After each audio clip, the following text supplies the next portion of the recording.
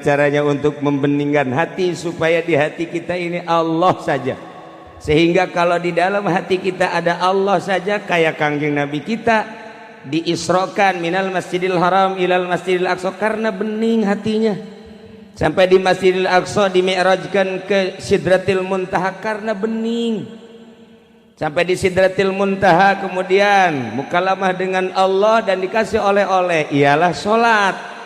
Nah, sholat itu satu oleh-oleh dari Allah yang dibawa oleh kangjeng Nabi, seakan-akan wahai Muhammad, engkau orang pilihanku, engkau manusia pilihanku yang aku jaga segala-galanya, zahir dan batin engkau aku jaga wahai Muhammad, sehingga bening hatimu engkau aku panggil melalui perjalanan Isra, engkau aku panggil ke atas melalui perjalanan Mi'raj. Umatmu jika ingin Isra Mi'raj maka aku kasih oleh-oleh, inilah bentuknya sholat.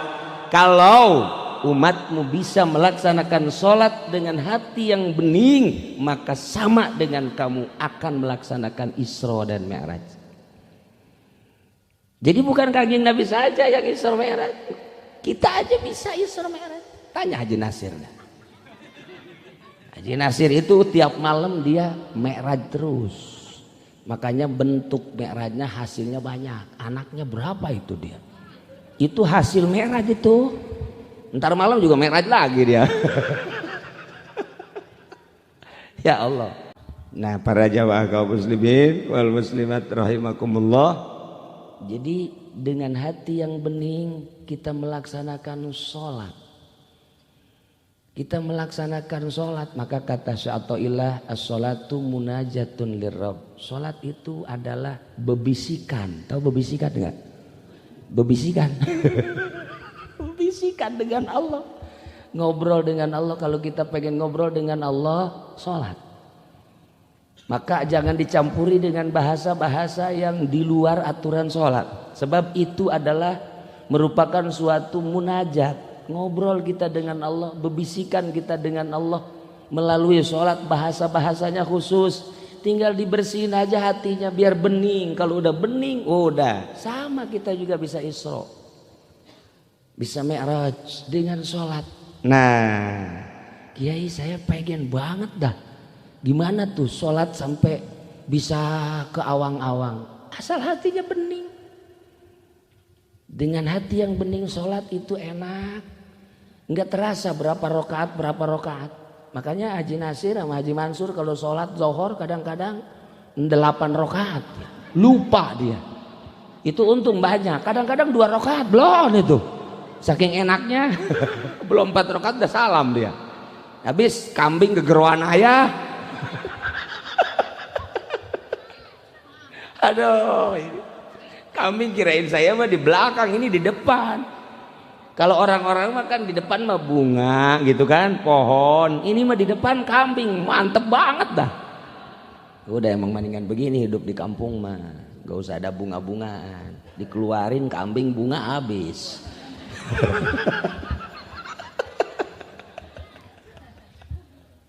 Yang paling penting Kiai, saya sangat tertarik dengan sholat bisa Isra bisa Mi'raj. Kalau hatinya bening, cara membeningkan hati itu bagaimana? Nah, sekarang kita raba-raba. Kita raba untuk metode atau cara membeningkan hati. Kira-kira di sekolah SD bisa bening nggak hati? Nah, SMP, SMA, kuliah, kagak bisa. Tapi di mana caranya? Di mana tempatnya untuk bisa membeningkan hati? Tempat membeningkan hati itu satu-satunya adalah di pondok pesantren. Mondok kita ke pondok pesantren, coba ada seminggu aja bening hati, apalagi sebulan mulai bening hati. Tapi jangan bawa HP mondoknya. Kalau mondoknya bawa HP mah tuh sama ayah, ntar dia lihat film-film juga. Atau terus saya dia lihat. Gimana anak santri sekarang mah? Ya Allah, bukan tasbih sama siwak, HP. dibawa sama dia. Ya.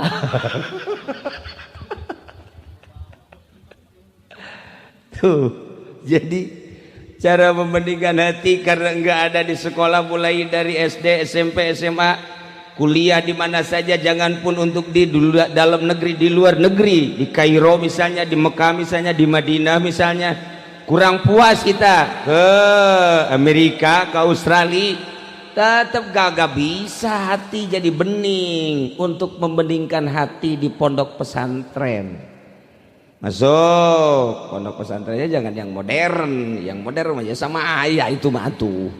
Di pondok pesantren salaf, yang pondok pesantren salaf mah sebenarnya nggak perlu nama pondok pesantren salaf di pondok pesantren sebulan, 2 bulan, setahun, 2 tahun lain. Gerakan sholatnya antara yang mondok sama yang sekolah lain. Gerakan sholat baru gerakannya aja, yang pesantren sama yang ke pesantren lain. Pak Haji Nasir mah karena keluaran pesantren beda sholatnya, lain lagi dia. Saya suka ngeliatin sholatnya mantep banget, kelihatan sama saya. Kalau saya lagi bareng-bareng sama dia, oh takbirnya juga lain, rukunya lain, sujudnya lain. Itu baru zohirnya saja. Saya juga suka sedih kalau kebetulan saya ke Masjid Tangerang Al-Ittihad atau ke Al-Azom sambil nyantai duduk liatin orang yang sholat, terutama di Al-Ittihad. Yang salah banyak banget. Yang sujudnya ininya ketutupan sama rambut, yang sujudnya ini ketutupan sama peci, yang sama pet, kemudian yang rukunya salah, yang sujudnya salah. Kemudian banyak sekarang makan pakai kaos yang pendek-pendek itu kan ya, dimasukin ke dalam, begitu dia sholat ruku ininya kelihatan, ngangkat ininya nih, kaosnya ke atas, itu kan aurat. Sepanjang ini di bawah pusar ini kan terus ke belakang juga aurat, ngangkat dia. Waduh, kalau perempuan mantep ini kan cowok ya, buat apa tuh?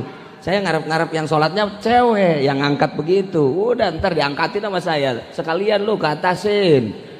Ini ngangkat nih ke atas. Dia pengen sholat, dia pengen ibadah, mengharapkan ridho Allah, mengharapkan ibadahnya diterima. Tapi cara sholatnya belum bisa karena dia nggak masuk pesantren. Coba kalau dia masuk pesantren, sebelumnya dia udah tunggak tengok aja. Pakai kain juga ini bolong apa kagak susah, tapi kalau kain gak bolong ya ngemasukin jadi mana ya.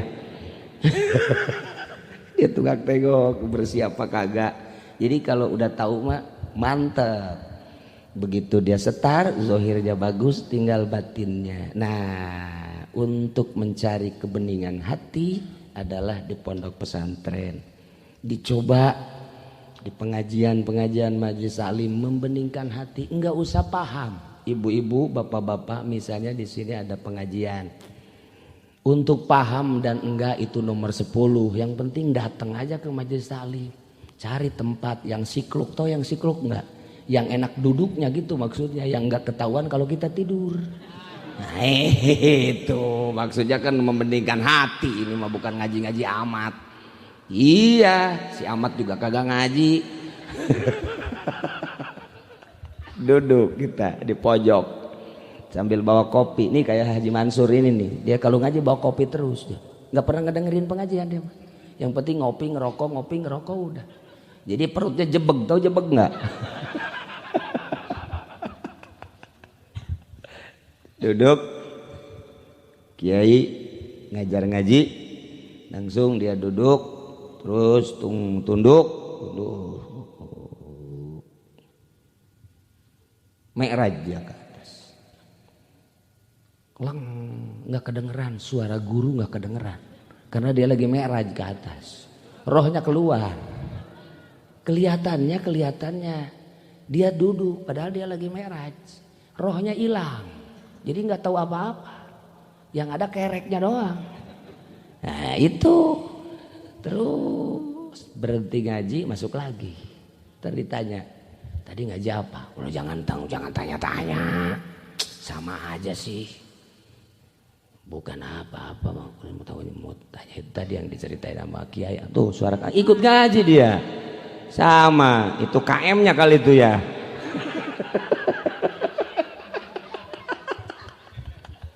Aduh, makanya ini campur-campur yang ngaji nih, yang tua, yang muda, anak-anak, jin juga ikut ngaji, jin termasuk kambing. Pokoknya ngaji dah malam ini mah semua dah. Siapa tahu pinteran kambing sama kita. Kita mah kalau di akhirat nanti ada pertimbangan mizan, yakni di apa namanya ditimbang dihisab. Kambing mah kagak. Kambing mah kagak, paling nuntut dia Haji Nasir mana kata kambing. Emang ada apa kata malaikat? Gua seharian kagak diempanin sama dia. Lapar banget. Gua menuntut dah sama Haji Nasir katanya. Paling begitu doang. Kata Haji Nasir, lu kan gua kemarin udah banyak banget. Kemarin terlalu banyak, jadi hari ini nggak usah banyak-banyak. Gimana sih itu? Sebab kalau terlalu banyak juga lu muntah, kemekaraan lu. Jadi jangan sampai kemekaraan, gua nggak kasih hari ini. Gitu malaikat. Enak aja tuh kambing. Jadi kambing juga nuntut nanti. Tapi kalau udah berdalil beres, udah kata malaikat udah selesai dah. Ditiup dia, udah. Jadi abu, selesai kambing mah. Tapi kalau Haji Mansur nih, berapa dia? Timbang, waduh, kupingnya ngedengerin oma terus, matanya lihat jahe terus, kaki pakai main bola melulu, tangan pakai main gapleh terus, lurah pakai nyariin objek terus, KTP harus mahal ayah. Wah itu kan ada hisab itu nanti, ya Allah ya Rabbi. Ya, para jamaah kaum muslimin, sekali datang ke pengajian duduk pulang, nanti datang lagi duduk lagi pulang lagi, nanti duduk lagi pulang lagi, begitu aja nanti ngaji. Kan ada malaikat rahmat, gue liatin aja lu ngajinya cuma tidur melulu, tapi lu datang terus, kata malaikat rahmat. Udah dah gue kasihan, gue tiup dah hati lu kata malaikat. Tiup malaikat, dosa-dosanya biar hilang. Tiup lagi, hatinya nanti enak.